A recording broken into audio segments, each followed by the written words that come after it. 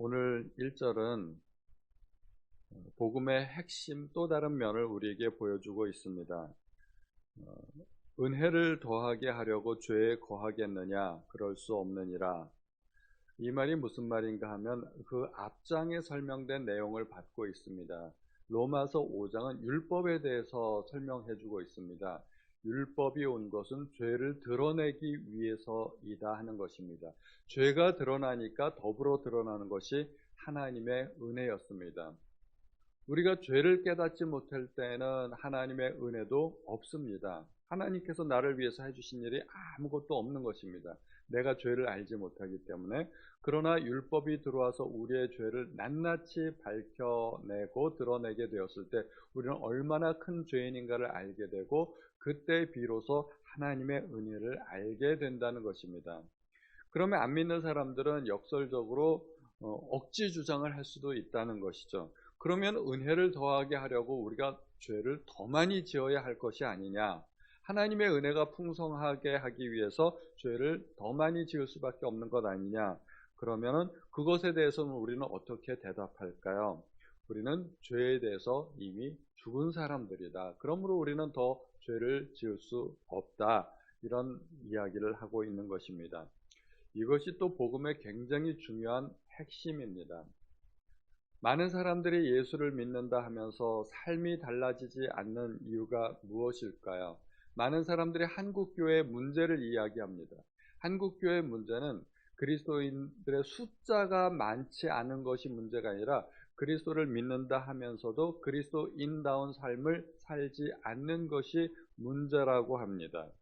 우리가 빛과 소금의 역할을 감당하려면 소금이 많아야 되는 것이 문제가 아니고, 또 빛이 더 많아져야 되는 것이 문제가 아니고, 몇 개의 전등만이라도 빛을 발해야 되고 소금이 많지 않아도 정말 짠맛을 내야 되는데, 빛과 소금이 빛을 내지 못하고 짠맛을 내지 못하기 때문에 세상이 부패하고 어둡다는 것입니다.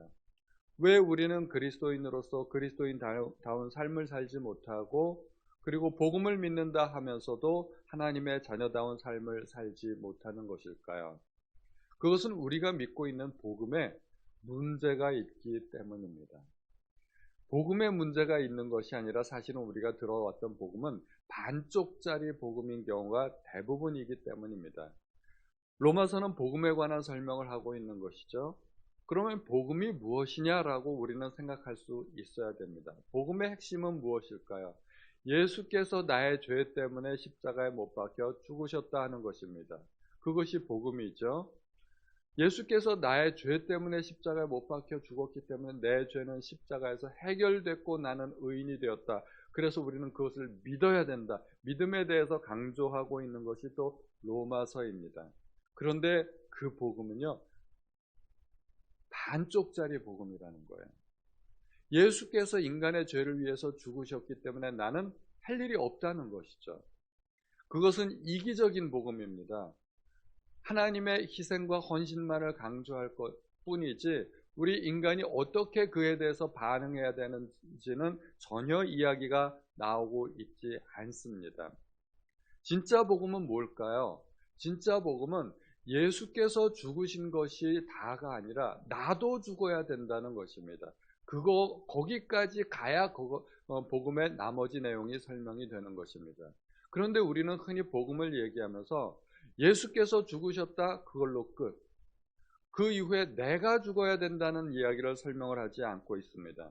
우리가 참으로 복음을 들었다면 그것을 입증하는 어떤 의식이 있죠. 나는 정말 복음을 받아들인 사람입니다 하는 의식을 사람들한테 보여주는데 그것이 바로 세례입니다. 그래서 우리 교회에서는 세례식을 거행할 때 반드시 본인들에게 설명하는 것이, 세례는 마치 뭐와 같다라고 설명을 하는데, 그것이 하나는 결혼식이고 하나는 장례식입니다. 결혼식을 할 때 주례사가 설명을 하지 않습니까? 이제는 죽음이 두 사람을 갈라놓을 때까지 두 사람은 하나입니다. 검은 머리 팥불이 되도록 건강할 때나 아플 때나 부유할 때나 가난할 때나 또는 날이 굳을 때나 맑을 때나 두 사람은 하나라는 사실을 설명합니다. 이것이 우리가 믿는 복음입니다. 우리가 예수를 믿는다는 것은 예수와 하나가 되는 것이고 예수와 결혼하는 것입니다. 그래서 신랑 되신 예수, 우리는 신부된 교회 이렇게 설명하지 않습니까? 그러므로 우리가 예수와 진정으로 하나가 되었다면 예수께서 죽으실 때 우리도 같이 죽는다는 것입니다. 예수는 마치 관과 같습니다. 그래서 관을 어떻게 해야 되나요? 관을 땅속에 파묻지 않습니까? 그러면 우리는 관 속에 들어가 있는 존재입니다. 예수께서 파묻히실 때 우리도 같이 파묻히게 되는 것입니다. 그래서 바울은 이렇게 이야기하지 않습니까? 내가 그리스도와 함께 십자가에 못 박혔나니 이제는 더 이상 내가 사는 것이 아니요 내 안에 그리스도께서 사신 것이라고. 우리는 예수께서 죽으실 때 나도 죽었어야 된다는 사실을 우리는 기억해야 됩니다. 그래서 세례를 보통 머리에다 물을 찍어 바르는 그런 의식으로 많이 하지만 원래 세례는 물속에 들어가는 것 아니겠습니까? 물속에 들어가는 것은 죽는 것입니다. 장사 지내는 의식입니다. 그래서 세례식의 진정한 또 하나의 의미는 장례식입니다. 우리는 결혼식과 장례식의 의미를 명확하게 기억하고 있어야 됩니다. 이스라엘 백성이 애굽에서 나올 때 홍해를 건너고 광야로 들어가게 됩니다. 홍해를 건널 때 물속으로 들어가게 됩니다. 이제는 애굽에서 바로에게 종노릇하던 그 노예의 신분이 이제 물속에 들어가서 완전히 깨끗하게 씻음을 받고 죽어 없어진다는 것입니다. 이제 노예는 죽고 하나님의 백성으로 다시 태어난다는 그런 의미를 보여주는 것이죠. 그것이 홍해 속으로 들어갔다 홍해에서 다시 올라오는 그러한 모습입니다. 그러므로 우리가 예수님과 합하여 세례를 받았을 때 그의 죽으심과 합하여 세례를 받았다는 것을 우리가 기억해야 되고 바울이 그것을 설명하는 것입니다. 무릇 그리스도 예수와 합하여 세례를 받은 우리는, 여기서 합하여라는 말은 사실 번역이 잘못되어 있습니다. 합하여라는 말은 원어에 보면 속으로라는 의미가 있습니다. into라는 의미죠. 예수 속으로 세례를 받는 것입니다. 예수 속으로 들어가는 것입니다. 그래서 예수께서 죽으실 때 우리도 같이 죽고, 예수께서 십자가에 못 박히실 때 우리도 같이 못 박히고, 예수께서 관이 되어서 땅속에 파묻히신다면 우리도 그 속에서 같이 땅속에 파묻히게 되는 것입니다. 복음은, 로마서 1장의 복음은 하나님의 아들에 관한 것이라고 우리에게 설명을 하고 있습니다. 복음은 예수에 관한 소식입니다. 그런데 그 복음이란 말이 요즘은 안 쓰이는 단어이지만 옛날에 복음이라는 말은 일반적으로 사용되던 말이었습니다. 복음의 원래 의미는 왕의 즉위식, 황태자가 이제 이전에 왕을 계승하여서 왕의 즉위식을 가질 때 그때 복음, 기쁜 소식이라고 전파되었습니다. 또 전쟁에서 승리했을 때 기쁜 소식이 그들에게 전파되었습니다. 이렇게 복음이란 용어는 왕의 즉위식과 전쟁의 승전 소식을 전할 때 사용되던 단어였습니다. 지금도 사실은 똑같습니다. 복음이라는 것은 예수께서 왕이 되셨다는 사실이 있고, 또 복음이라는 것은 예수께서 사단의 권세를 멸하시고 하나님의 나라를 선포하는 것, 그것이 바로 복음입니다. 사단과의 전쟁에서 예수께서 이기셨다는 것이 우리에게 복음이 된다는 것입니다. 예수께 대해서 설명하실 때 로마서에서는 1장에서 이렇게 이야기합니다. 그는 다윗의 혈통으로 나셨고, 또 성결의 영으로는 죽은 자 가운데서 부활하여 하나님의 아들로 인정되셨다는 것입니다. 다윗의 혈통으로 나셨다는 것이 무엇인가요? 왕손이라는 이야기죠. 예수는 이 땅에서도 왕손으로 태어나셨고, 또 다윗의 위를 이어받을 왕이 되셨다는 것입니다. 그러므로 복음의 정의에 합당하죠. 또 죽은 자 가운데서 부활하여 하나님의 아들로 인정되셨다. 죽으시고 부활하시고 승천하셔서 지금은 하나님 보좌 우편에 앉아 계시다는 것인데, 그것은 하나님의 아들이시고 이제 왕이 되셨다는 이야기입니다. 복음의 가장 중요한 내용은 예수께서 왕이 되셨다는 것입니다. 사실은 죽으심, 그것은 반쪽짜리입니다. 죽으심이 본질이 아닙니다. 죽으심은 부활을 위한 것이고, 죽어야만 부활하니까 부활을 위한 것이고 부활하심으로써 입증되신 것은 하나님의 아들이라는 것입니다. 그리스도 예수께서 왕이 되셨고 통치하신다는 것입니다. 왜 그리스도께서 하나님의 아들이신데도 이 땅에 오셔야 됐을까요? 로마서 5장에서 설명하는 것이 이제 한 사람 아담에 관해서 설명하는 것인데, 아담의 죄가 어떠한 영향을 미쳤을까요? 아담이 죄를 지음으로 말미암아 사망이 왕노릇하였다는 것입니다. 그리고 인간은 죄에게 종노릇한다는 것입니다. 사망이 왕노릇하고 인간은 종노릇하고, 사망이 왕노릇한다는 것은 사망의 지배를 받는다는 것이죠. 사망의 지배를 받고 사탄의 지배를 받고 사탄의 하수인 노릇을 하던 우리가 이제는 죽고 새로 태어나서 하나님 나라에 새로 태어나서 하나님의 통치를 받고 하나님의 지배를 받는 것, 이것이 복음입니다. 그러므로 우리는 복음에 대해서 예수께서 나의 죄를 대신하여 죽었다, 여기까지만 아시면 안 되겠습니다.